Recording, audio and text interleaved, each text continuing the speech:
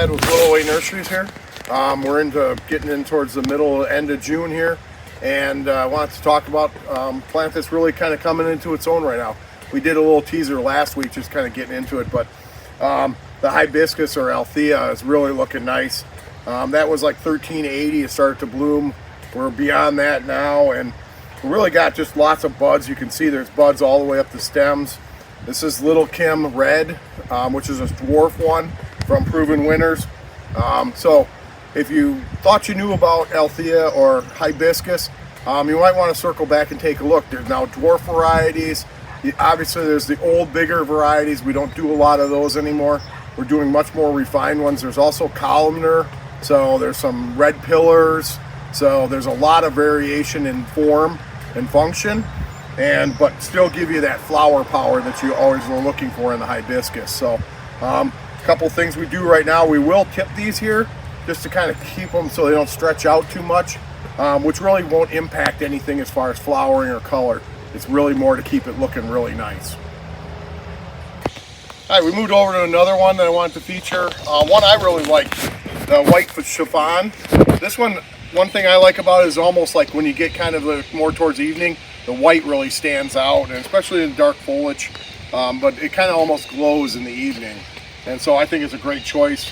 One of the white flowers that I really enjoy in the scheme of flowering plants, just because of this late summer evening kind of color that plays off itself, but still gives you tons of blooms. I mean, you can just see all of it's loaded. There's probably at least 150 blooms on here right now. So, I mean, lots of color, gonna last all the way up. You get this to go into September, October, with blooms. So gonna have still a lot of color coming, and just continues to grow. I should mention too, this is a plant that's easily shaped.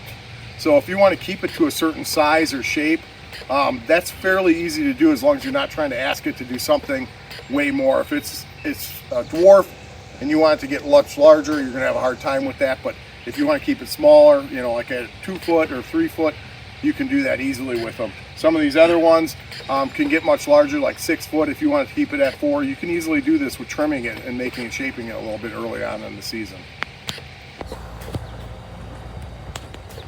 Okay, moved over to some perennials that are looking good this time of year. I'm always looking for a little color. Delosperma Ocean Sunset Violet Flare here. This one's a newer one for us. We just got it in and growing it. It's kind of got that like daisy petal to it. One of the things, people, if you haven't grown Delosperma, it's kind of got like a sedum type foliage to it.